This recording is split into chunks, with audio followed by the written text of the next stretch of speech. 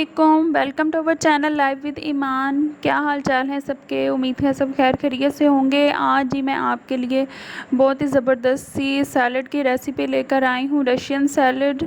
और ये बहुत ही मज़ेदार सा सैलड है और ये मेरी अपनी रेसिपी है और मैं इसमें अपनी मर्ज़ी के इंग्रेडिएंट्स डालती हूँ और मैं चाह रही थी कि मैं आपसे भी शेयर करूँ। फैमिली में ये बहुत पसंद की जाती है।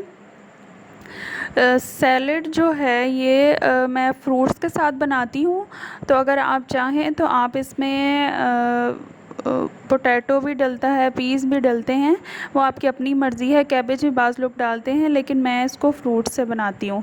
चले मैं इसके इंग्रेडिएंट्स आपको बताती हूँ। मैंने इसमें लिए था एप्पल 1 केजी और मैंने बनाना 12 लिए थे, 1 डज़न। और अंगूर मैंने लिए थे ग्रेप्स हाफ़ केजी। अब जो इसका असल में जो हम बैटर बनाते हैं, जो इसके अंदर डलता है, उसमें मैंने क्रीम ली है 400 ग्राम, मायोनीज़ ली है 200 ग्राम, और इसमें मैंने क्वार्टर टी स्पून लिया है नमक, और हाफ़ टी स्पून मैंने इसमें काली मिर्च ली है, आप सफ़ेद मिर्च भी यूज़ कर सकते हैं, और पिसी हुई चीनी मैंने इसमें ली है। अब आपने इन इंग्रेडिएंट्स को मिक्स करना है, नमक, चीनी, काली मिर्च और मायोनीज़ और क्रीम। अगर आपने पिसी हुई चीनी नहीं ली है तो कोई मसला नहीं है, दूसरी चीनी से भी इसका बन जाता है, लेकिन उसको आपको फिर थोड़ी देर बैटर को फ्रिज में रखना पड़ता है जब तक कि चीनी मेल्ट हो जाए। अब ये इन सब चीज़ों को हम मिक्स कर लेंगे इकट्ठे। और ये जो सैलड है ना, आप इसको चिल सर्व किया करें, बहुत ही मज़ेदार सी फ्रिज में रख के और ठंडी ठंडी सर्व करें, बहुत टेस्टी लगती है। और ख़ास तौर पे जब आप दावत वगैरह कर रहे हों तो इसको भी साथ में ज़रूर बनाएं। ये मैंने इसमें मायोनीज़ डाल दी है। जितनी आप क्रीम लेंगे उससे हाफ़ क्वांटिटी आपने मायोनीज़ की लेनी है। और इसमें मैंने शुगर, साल्ट और पेपर डाल दिए हैं। और अब हम इनको अच्छी तरह मिक्स करेंगे। आप चाहें तो बीटर भी यूज़ कर सकते हैं और स्पून से भी ये अच्छा सा मिक्स हो जाएगा, क्योंकि सारी चीज़ें पिसी हुई और ब्लेंड हो जाती हैं बड़ी जल्दी से। ये हमने इसको अच्छी तरह मिक्स कर लिया। अब हम इसको फ्रिज में रख देंगे और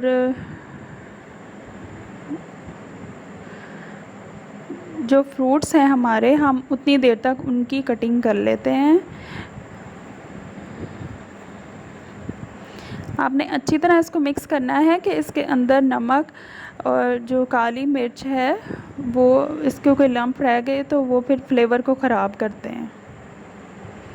ये अच्छी तरह मिक्स हो चुकी है। अब हमने इसको फ्रिज में रख दिया और उतनी देर में मैंने फ्रूट्स काट लिए। अब इसमें मैंने पाइनएप्पल का एक टिन भी डाला है, आपकी मर्ज़ी है, आप मिक्स फ्रूट का भी टिन डाल सकते हैं। और ये बनाना और एप्पल मैंने काट लिए हैं। अब बस इसकी मिक्सिंग होगी, फटाफट झटपट से तैयार हो जाती है। हम लोग फ्रूट चाट या दही वाली चाट बनाते हैं, आप कभी ये वाली सैलड ट्राई करें।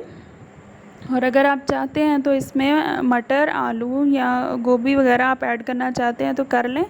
मेरी फैमिली, बच्चे वगैरह उसको पसंद नहीं करते, तो मैं इसको फ्रूट्स के साथ ही बनाती हूँ और साथ में टिन पाइनएप्पल का या मिक्स फ्रूट का डाल लेती हूँ।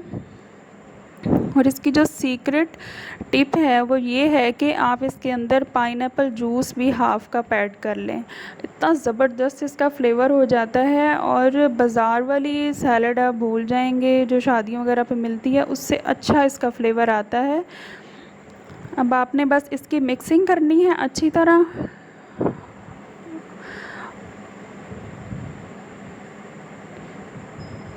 ताकि सारी फ्रूट जो हैं वो इसके अंदर अच्छी तरह ब्लेंड हो जाएं। ये अब अच्छी तरह मिक्स हो चुके थे, तो मैंने इसको सर्विंग डिश में डाला और इसके ऊपर आपकी मर्ज़ी है, जैसे मर्ज़ी गार्निशिंग करें। वैसे इसको गार्निशिंग की इतनी ज़रूरत नहीं होती है। मैंने इसके ऊपर बादाम थोड़े से कट करके डाले थे, आप चाहें तो बादामों का छिलका उतार के भी इसके अंदर ऐड भी कर सकते हैं। आप इसके अंदर ड्राई फ्रूट्स भी ऐड कर सकते हैं। लेकिन असल जो इसकी रेसिपी है क्रीम, मायोनीज़ और साल्ट, पेपर और शुगर, इसकी क्वांटिटी का आपने इसी क्वांटिटी के साथ अगर आप बनाएंगे तो आप इसमें फ्रूट ऐड करें या वेजिटेबल्स ऐड करें, इसका फ्लेवर बहुत ज़बरदस्त आएगा। आपने इसको ट्राई करना है तो फिर मुझे ज़रूर बताना है, किसी दावत वगैरह में ज़रूर इसको साइड डिश के तौर पर रखिए और मुझे ट्राई करके बताइए। मुझे आपके फ़ीडबैक का इंतज़ार रहेगा और अगर आप इसको ट्राई करते हैं तो आप इसकी पिक्चर फेसबुक पे या इंस्टाग्राम पे मेरे ग्रुप में शेयर कर सकते हैं। मुझे अपनी दुआओं में ज़रूर याद रखिएगा। अल्लाह हाफ़िज़।